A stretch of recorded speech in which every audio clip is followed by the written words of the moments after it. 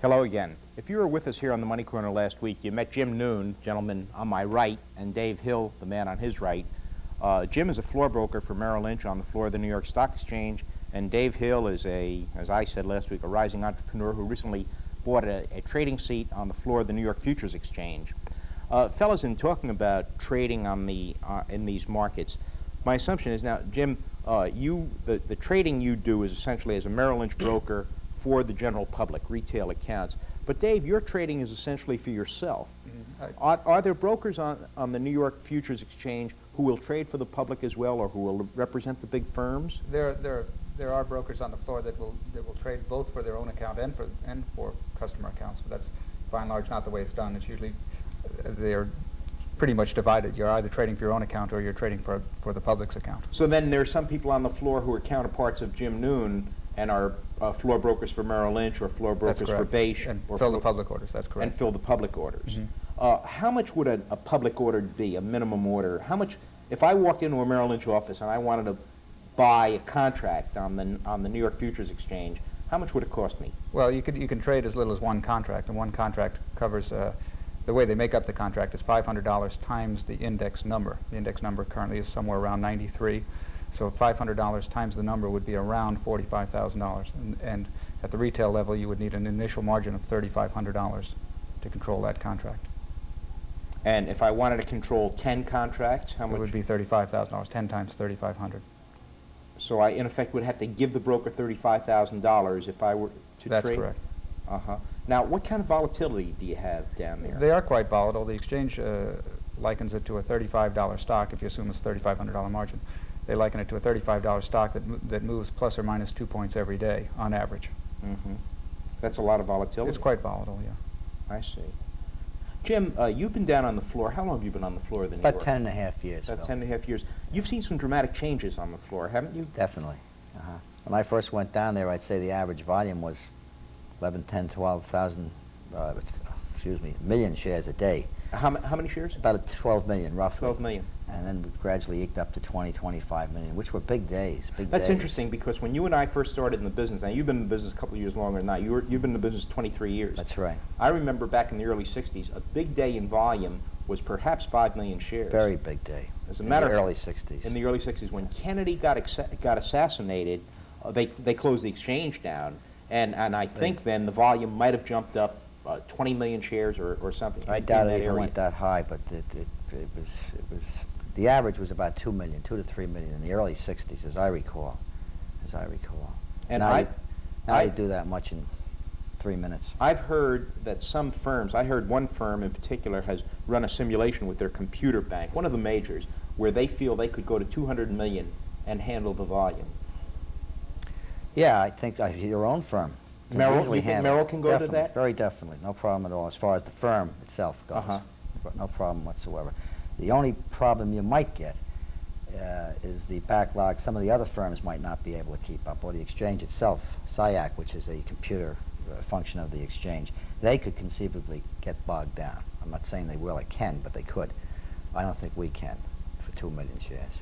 What happens to you physically on these huge trading days? Do you feel yourself, you're somewhat like a fellow in a foot race? A lot of the, obviously, the same body can't, when you were trading 20 million shares 10 years ago and now you're trading 120 million, you need help someplace.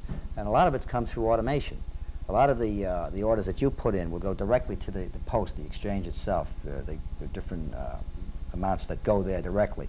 A lot of the pre-opening orders are matched up automatically. So a lot of the volume has been taken out of your hands. You're running more bigger share orders now than you did years ago.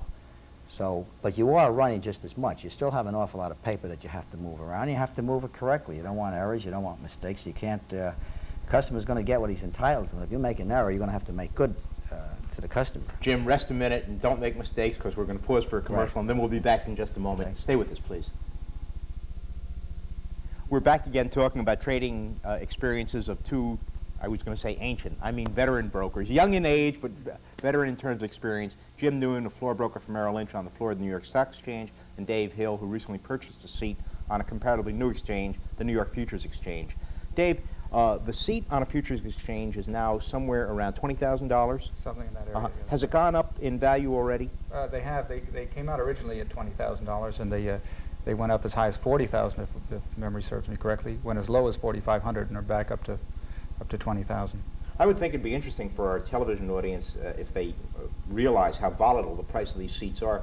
Jim, I'm not sure if you recall or not, but when we hit dull markets in the late 60s or early 70s, I think a seat on the New York went down below $100,000, and now I would think they're well up over around three quarters of a million. I don't know what the No, is. it's not $750,000. I don't know what the last price was. I'm guessing around 300,000. But since I've been down there, it's somewhere in the early 70s. The seat price, the bid price for a New York Stock Exchange seat, memory serves me correct, was around $40,000. I remember it went way down. This is in the 70s now. So in the 60s, by the way, well, in the early 60s, it was way up. It I'm was not up sure what it was then. somewhere but, around $300,000 to $400,000. So, But you've had this huge volatility. Now, Dave, I would expect you're going to have that kind of volatility because, for example, you've had some experiences with the CBOE, the Chicago options That's market. correct. That's correct.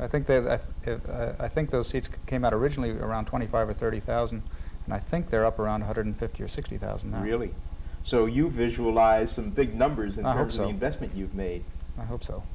Now, how active are you, Dave? Tell us a little about your day down there. You say that the trading is all by open outcry? It's all by open outcry. We're a lot less gentlemanly on our floor than the stock exchange is. You're not dignified like Jim Noone? No. Uh-huh. I heard a story once that the stock exchange brokers come in limousines and we come on the subway. Okay. All right. But our trading is all Subway's by... cheaper than the limousine, you know. Yeah, I know. Okay. Our exchange, all the trading is done by open outcry. That's the rule. There's no trading that goes on just between two people on the edge of the ring. It all has to be by open outcry. It's deafening to work there. How do two brokers know when they've come together, when they've locked horns and they've got a transaction? Oh well, it's by eye contact and hand signals. And you that kind of spot and you say okay, and then I enter in my book Hill and That's you right. We enter- write down the order, and then shortly And the thereafter, price? hopefully we'll check it when it's, to make sure that we've got it correct. When do you come together during the day to confirm and make sure that everything Well, is... all the orders are collected every half hour. All our trading cards are collected every half hour, and they're verified by clearing to make sure that we don't have any out trades. If we have out trades, then we rectify them as quickly An as out possible. trade is a bad trade, in fact. Yes, or- if you thought you bought and I thought I bought, we have an out trade. Uh-huh. How do you reconcile that? Do you have an arbitration or negotiations procedure? Yeah, well, it's generally just done on a gentleman's agreement, and we'll generally split it because neither of us thinks we're the ones that made the mistake, so we'll just split it in most cases. Mm-hmm.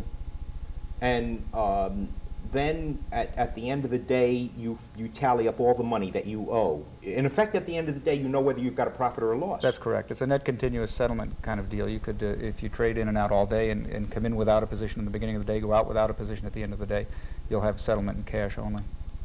Okay. If you go in or out with if you go out with a position either long or short at the end of the day, it's marked to the market every day, so that Okay. profits are taken and losses. We're going to have to pause now. We've hit the conclusion, and we'll be here with you on the Money Corner next week. Good night.